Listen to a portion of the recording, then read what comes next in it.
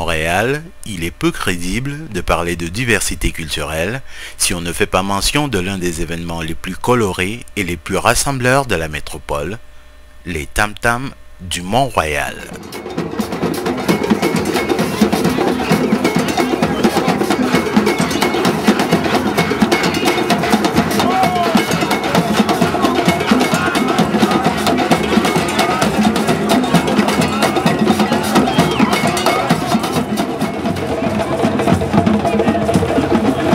Gratuit, convivial et entraînant, les tam-tams du Mont-Royal constituent depuis 1978 un rendez-vous dominical incontournable.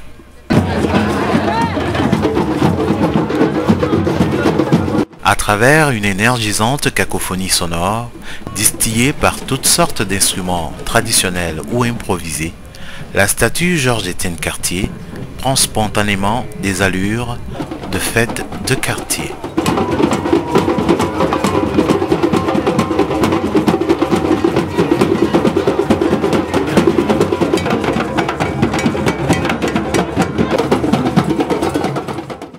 Au tam-tam du Mont-Royal, tout n'est pas que musical.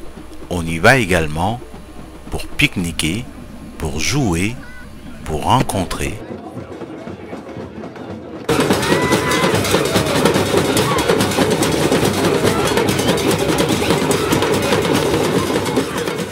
Véritable lieu d'échange multiculturel, on y retrouve plusieurs kiosques qui vous proposent, tambour battant, des œuvres d'artisans venus des quatre coins du monde.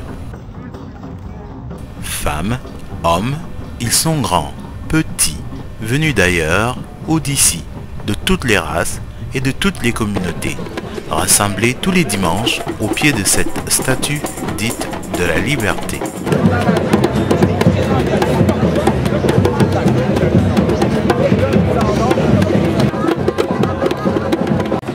Sans arrogance, ils dansent, ils chantent, très souvent avec beaucoup d'élégance,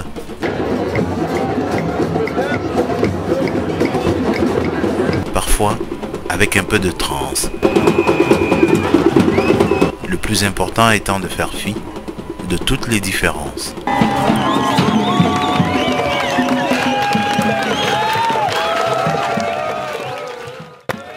Au tam-tam du Mont-Royal, ils sont plusieurs, des adeptes de jonglerie, des amateurs de frisbee, qui malgré les intempéries, sont ici tous les dimanches après-midi, à la conquête d'une certaine énergie. Ils sont plusieurs à donner de leur temps pour perpétuer un événement dont Montréal devrait en être reconnaissant. Car justement, c'est parce qu'ils sont plusieurs que Montréal est unique. C'était un document de Marc Onana.